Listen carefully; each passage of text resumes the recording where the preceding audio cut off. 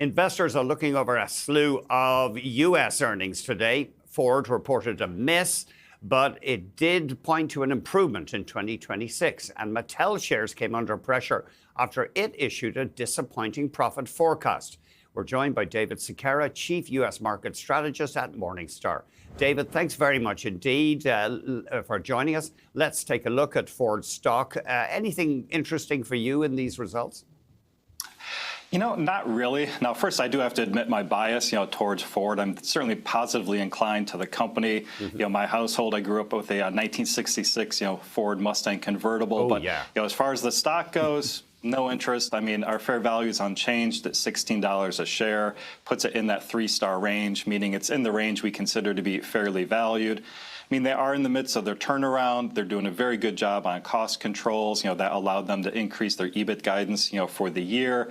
But we still see a lot of pricing headwinds ahead. They still need to push through, some of the tariff increases, that they've had to suffer over the past year.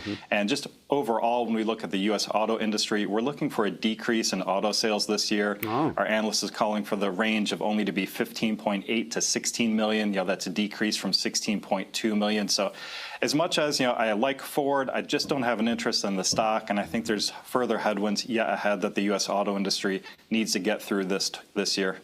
Lyft, you're not impressed with the company right now. You say that it's losing ground to rivals?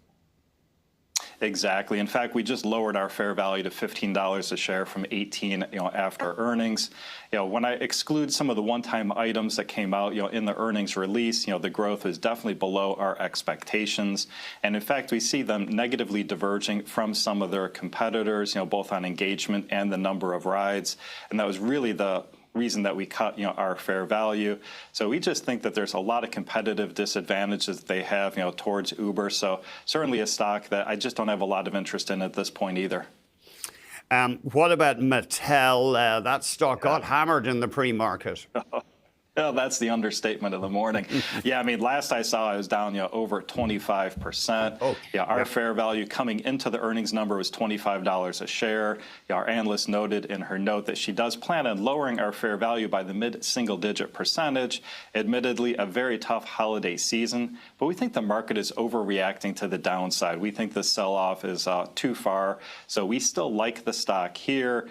Over the longer term, we think that the operating margins will be able to improve, that they will be able to get, back up towards historically normalized levels, but not yet get back to where they've been in the past.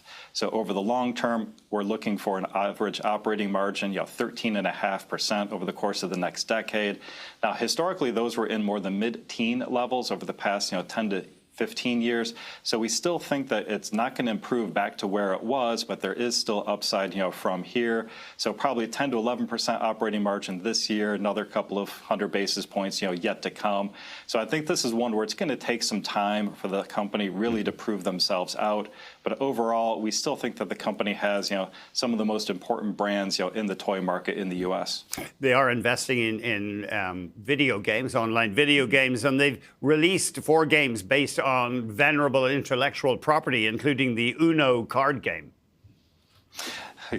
That's also a favorite in the Sekera household with the kids. But and I think it's one of those things too, as they build out their digital games business, that will actually help improve their mix shift over time. Digital games being a much higher operating margin than some of their legacy brands, the Hot Wheels and the Barbie and so forth.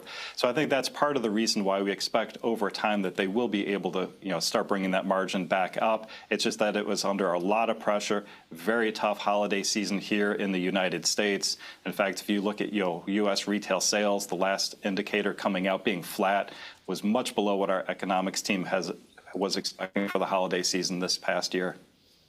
Apparently, Mattel is being cautious here. They'll only go in for massive promotions once they feel they have a surefire hit on their hands.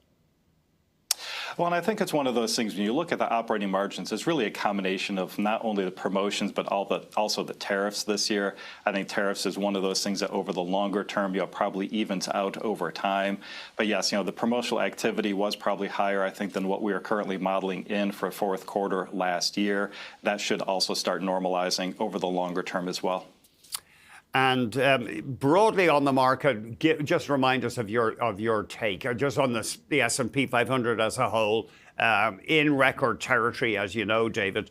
Do you get a feeling, and I know it's very hard to generalize, that there's too much euphoria in the market? I don't think there's too much euphoria in the market overall. When I look at our valuations, across the board, the market's probably trading at about a 3 to 5% discount to a combination of our fair values. We use that bottoms-up view. We have intrinsic valuations on over 700 companies that trade in the U.S. So it's trading at a bit of a discount, not enough a discount for me to say you should be overweight equities here. I still think you should be market weight. But when I think about portfolio positioning this year, I expect that we're going to see a lot of volatility over the course of this year. We really only had that one bout of volatility in early 2025 when the markets took, that 20% sell-off and then came pretty much roaring back, thereafter. I think we'll have a lot of choppiness over the course of this year. So I like having much more of a barbell approach to portfolios. I think you need to retain that AI upside, but I would really focus on those AI stocks of those companies that are at the forefront of artificial intelligence technology, the NVIDIAs, the Broadcoms of the world. I'd probably steer clear of those commodity companies, those in the hardware that have really soared, like the Microns and the SanDisks, over the past 4 to 6 months. I'm concerned that those stocks that will probably take some hits over time. I think, yes, in the short term, they were getting great pricing, great margins because there is a shortage. But as they start to bring, more supply on, and cover that demand, I would expect that those stocks, we could see some of the air coming out. But I'd balance that AI outperformance with value stocks. So with that choppiness, I want to have the value stocks in the portfolio, those that can really kind of cushion you to the downside. So if we do get some significant sell-offs, you can use those stocks to sell, raise some principal, being able to reinvest that into AI. Or conversely, if we run too far to the upside, you can take profits on AI and reinvest in those value stocks that lagged behind. Thank you very much, David. Really appreciate it. Thank you. David Sekera, Chief U.S. Market Strategist at Morningstar.